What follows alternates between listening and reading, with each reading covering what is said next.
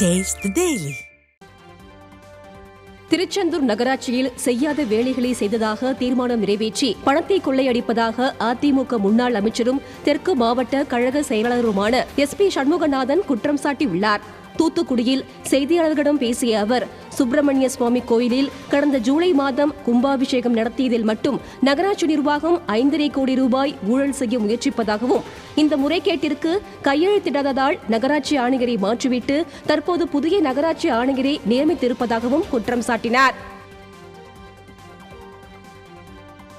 தூத்துக்குடி மாநகராட்சியாக இருந்தாலும் சரி,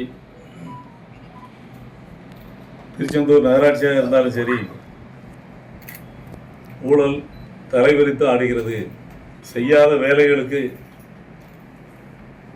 அவர்கள் தீர்மானம் போட்டு பணத்தை எடுத்து இன்னைக்கு மிகப்பெரிய ஊழல் திருச்செந்தூர் நகராட்சியில் நடைபெற்று இருக்கின்றது. திருச்செந்தூர் அருள்மிகு சுப்பிரமணிய சுவாமி கோயில் கும்பாபிஷேகத்தோடு திருச்செந்தூர் நகராட்சியில் கிட்டத்தட்ட 5.5 கோடி ரூபாய் ஊழல் செய்து அந்த பணத்தை எடுக்கும் விதமாக இன்னைக்கு அஜெண்டா தயார் செய்து அதில் பணத்தை எடுப்பதற்கு இன்னைக்கு முயற்சி செய்து கொண்டிருக்கின்றார்கள். ஈரோடு மாவட்டம் பவானி அருகே மழைநீர் வடிகால் அமைக்கும் பணியை முன்னாள் அமைச்சரும் சட்டமன்ற உறுப்பினருமான KC கருப்பண்ணன் தொடங்கி வைத்தார்.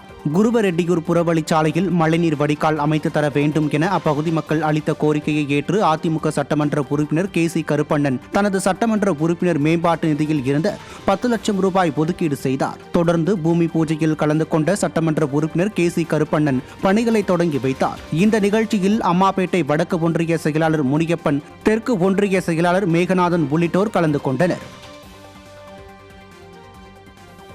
திருப்பத்தூர் மாவட்டம் வாணியம்பாடி அருகே இலவச கண் பரிசோதனை முகாமினை அதிமுக சட்டமன்ற உறுப்பினர் செந்தில்குமார் தொடங்கி வைத்தார்.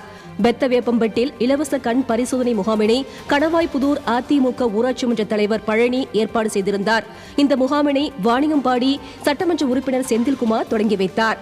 இதில் முன்னாள் ஒன்றிய குழு பெருந்தலைவர் கோபால், மாவட்ட இளைஞர் மற்றும் இளம்பெண்கள் பாசறை செயலாளர் நவீன்குமார் பழனிசாமி உள்ளிட்டோர் கலந்து கொண்டனர்.